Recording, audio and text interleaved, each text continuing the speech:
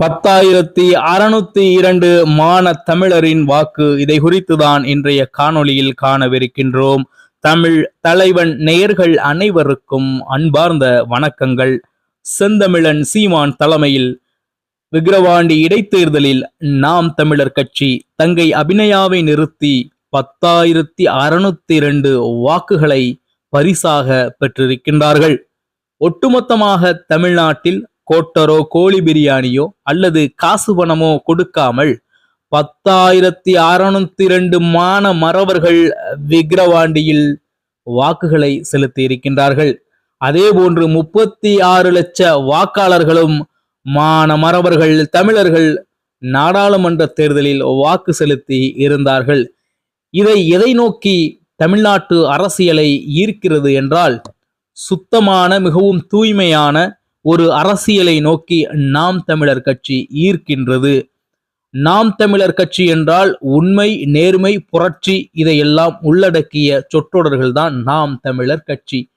தமிழ் மண்ணில் இதுவரை தோன்றிய பிற கட்சிகள் எல்லாம் மக்களை எந்த இடத்தில் வைத்திருந்தார்கள்?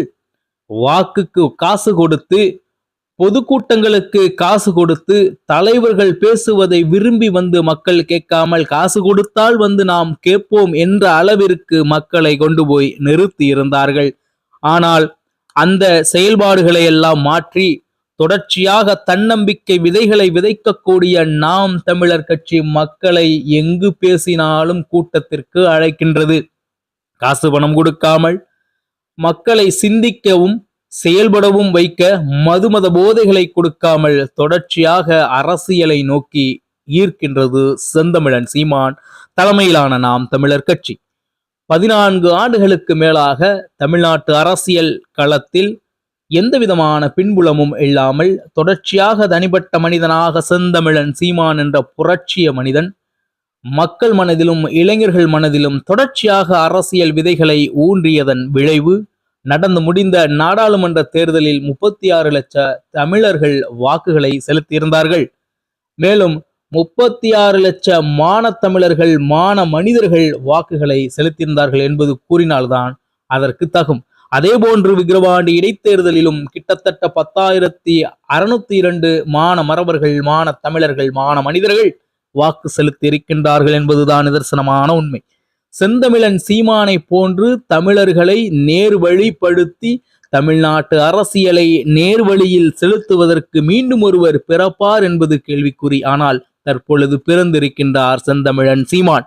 நிச்சயமாக தமிழ்நாட்டு அரசியல் களத்தில் இருக்கக்கூடிய சாதி மத போதைகளை அள்ளி வீசிவிட்டு சமத்துவமிக்க, சன்மார்க்கமிக்க, மிக தூய்மையான தமிழ் தேசியத்தை படைத்த ஓர் நாம் தமிழர் கட்சி என்ற அமைப்பை கொண்டு ஆட்சி அரியணையை முழுமையாக நிறுவுவார் செந்தமிழன் சீமான் என்பது அனைவராலும் எதிர்பார்க்கப்படக்கூடிய ஒரு மிக முக்கிய விடயமாக இருக்கின்றது. நிச்சயமாக செந்தமிழன் சீமான் தலைமையில் இது நடந்தே தீரும் என்பது அனைவராலும் எதிர்பார்க்கப்படுகின்றது. மேலும் தமிழ் மண்ணில் புதிய புரட்சிகளை விதைக்கக்கூடிய மாபெரும் கருத்து கணைகளை கொண்டதுதான் நாம் தமிழர் கட்சி.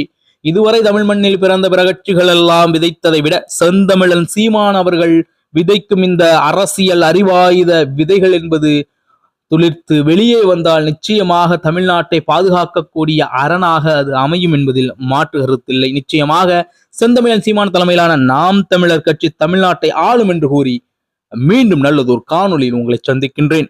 இலக்கு ஒன்றுதான், தமிழ் பேரினத்தின் விடுதலை. நன்றி, வணக்கம். நாம் தமிழர்.